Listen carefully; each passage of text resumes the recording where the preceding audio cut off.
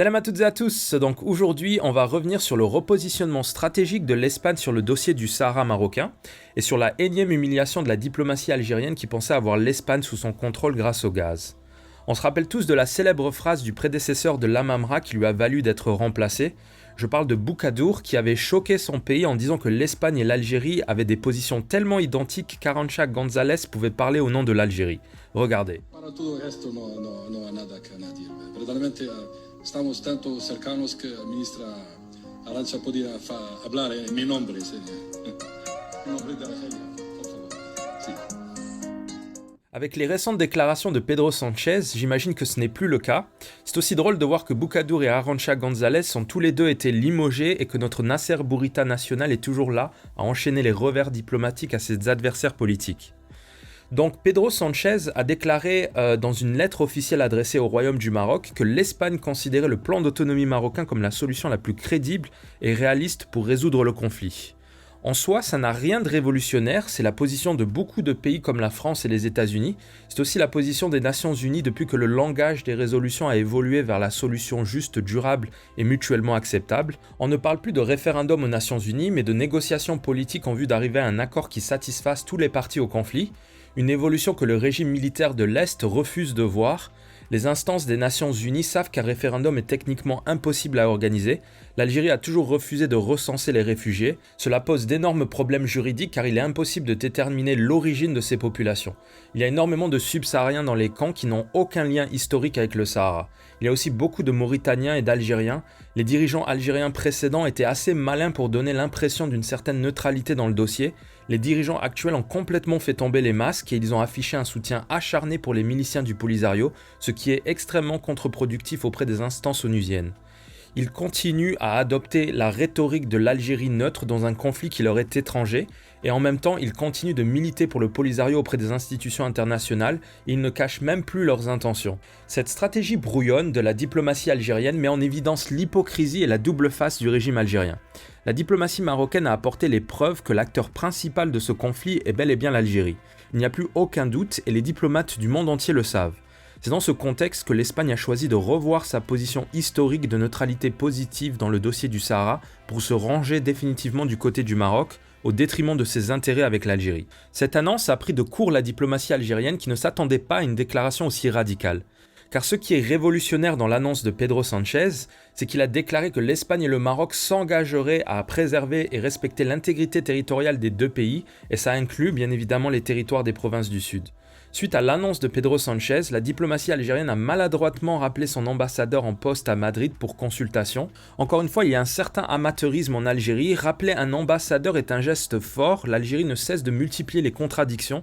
D'un côté, elle prétend qu'elle n'est pas partie prenante au conflit du Sahara marocain, et de l'autre côté, elle rappelle son ambassadeur après que Pedro Sánchez ait déclaré que l'autonomie marocaine était la meilleure des solutions pour la région. C'est encore un exemple de l'hypocrisie qui caractérise si bien la diplomatie algérienne.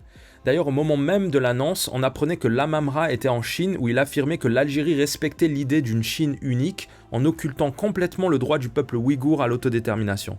Encore une fois, on a une diplomatie algérienne qui a un double discours. L'Amamra est allée en Chine pour quémander un soutien chinois au conflit artificiel au Sahara. La Chine a non seulement réaffirmé sa position sur le respect de l'intégrité territoriale des nations, mais elle a aussi mis à jour l'hypocrisie crasse de l'Amamra. La diplomatie algérienne qui se pavane à l'étranger en prétendant qu'elle défend les causes justes n'a pas eu un mot pour les Ouïghours en Chine. Bien au contraire, elle a réaffirmé la légitimité de la Chine sur le peuple ouïghour.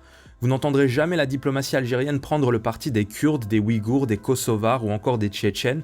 La seule raison qui les pousse à supporter la cause palestinienne, c'est que ça leur permet de s'opposer et de se démarquer du Maroc. Avant la normalisation avec Israël, la contribution financière de l'Algérie à la Palestine était nulle. Les USA ont même critiqué le pays pour son hypocrisie. Après les accords d'Abraham, il y a eu un intérêt nouveau pour la cause palestinienne jusqu'à organiser une cérémonie devant les caméras pour annoncer une aide de 100 millions d'euros au corrompu Mahmoud Abbas.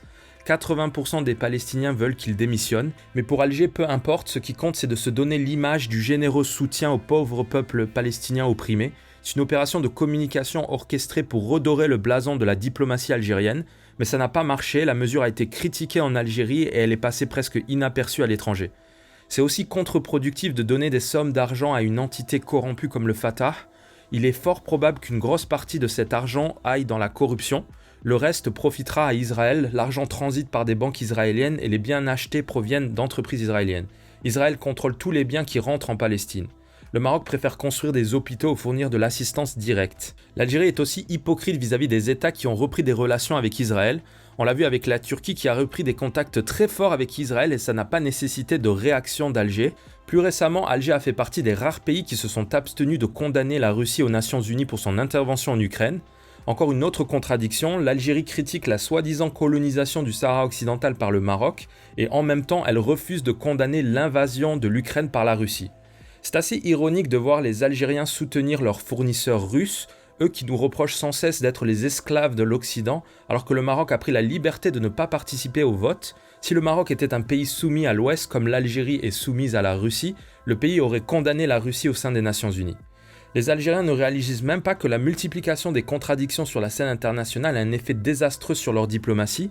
Il y a un manque de consistance qui a éclaté aux yeux du monde depuis que Tebboune a pris les rênes du pays. L'obsession de l'Algérie à vouloir atteindre le Maroc par tous les moyens est en train de se voir sur la scène internationale et ça joue en leur défaveur. Ce changement de position de la politique étrangère espagnole est une défaite politique considérable pour Alger. Mais c'est normal car Alger s'est mise dans la position peu confortable du faiseur de troubles, du pays aigri et vindicatif. Ce qu'il faut savoir, c'est que la position d'Alger est très délicate. J'ai fait plusieurs vidéos où je démontrais comment l'Algérie avait fait du Polisario et de la destruction du Maroc une cause nationale, que cette haine provenait d'une frustration des généraux qui ont été humiliés par Hassan II durant la guerre de Sable, et ils veulent à tout prix prendre leur revanche.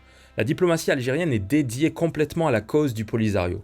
Ils n'ont aucun autre objectif. Dès qu'ils vont à l'étranger, c'est avec la détermination d'engranger des soutiens pour le Polisario. Le problème, c'est que c'est une position très difficile à tenir à l'étranger. Ils s'inscrivent dans une attitude de nuisance. Leur seul objectif, c'est d'attenter à l'intégrité territoriale du Maroc et vendre ça à des diplomates étrangers qui ont souvent aussi affaire à des problèmes territoriaux. C'est très compliqué. Je pense notamment à la Chine avec ses mouvements séparatistes, mais aussi à la Turquie avec les Kurdes, le Nigeria avec le Biafra, l'Éthiopie avec le Tigré. Mais je peux aussi rajouter les pays musulmans qui ne conçoivent pas qu'un pays soi-disant musulman comme l'Algérie veuille couper un autre pays musulman en deux. Pour les leaders musulmans, c'est une attitude anti-islamique de vouloir séparer des musulmans en construisant des frontières artificielles.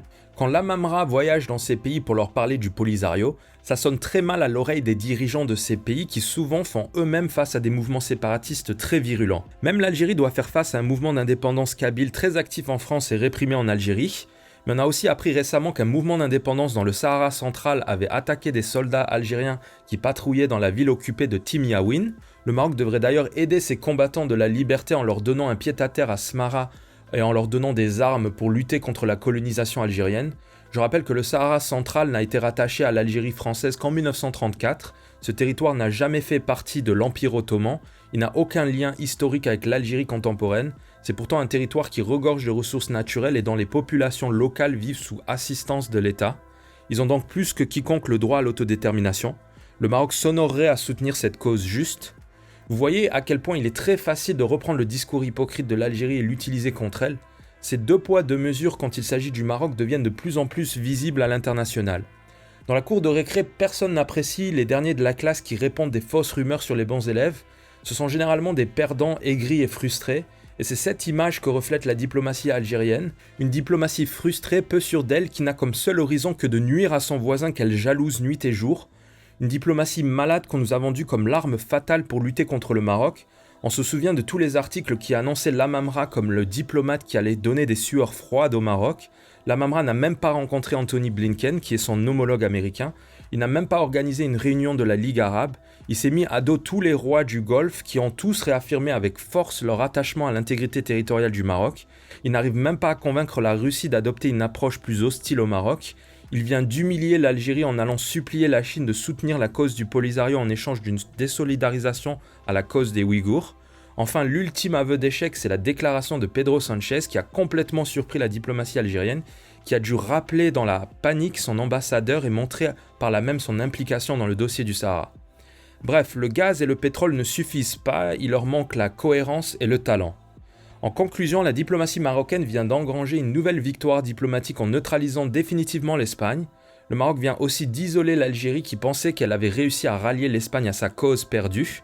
L'Algérie est seule face à ces contradictions, le Polisario vient de prendre un coup sévère, Cette déclaration espagnole a entraîné une série de réactions assez incroyables des dirigeants politiques à travers l'Europe et le monde, qui ont tous salué la décision de l'Espagne, qui a fait preuve de réalisme.